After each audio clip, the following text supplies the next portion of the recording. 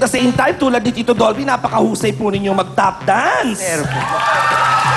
Oo. Feeling ko tuloy si Sasha Padilla ako ngayon. In fairness, ha? At gusto ko po ang inyong stage presence. Diba? Ngayon binubuksan ko ng aking pintuan sa nakakatanda sa akin. I'm sa matured, ayan.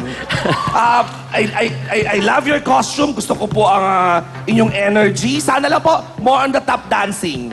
Mabuhay po kayo, napakahusay. Congratulations. Thank you, sweet. Nina.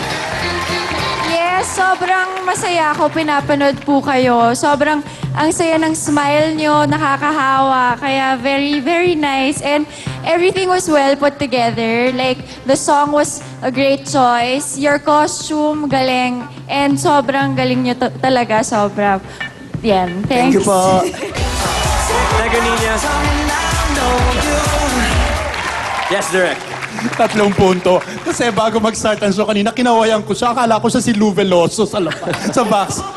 My mistake. Kaya akala ko si Lou Veloso. Comedian po yun. Okay.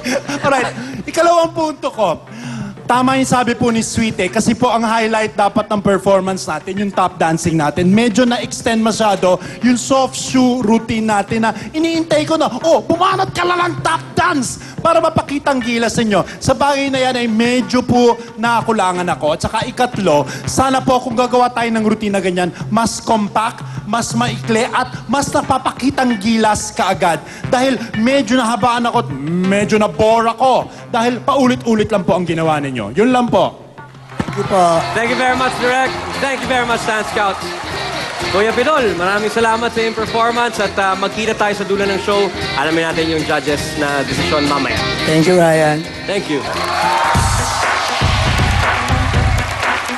Kakaibang galaw ang hatid ng ating susunod na magpapabida. Abangan ang kanyang hinanda sa pagbabalik ng Talentadong Pinoy. Go! Go! Go!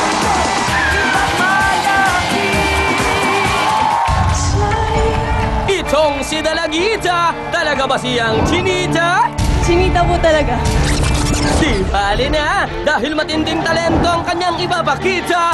Chinita, ang bongga-bongga mo. Sarap mo sampalin. Siya na kaya ang bagong kampyong, Baby Da.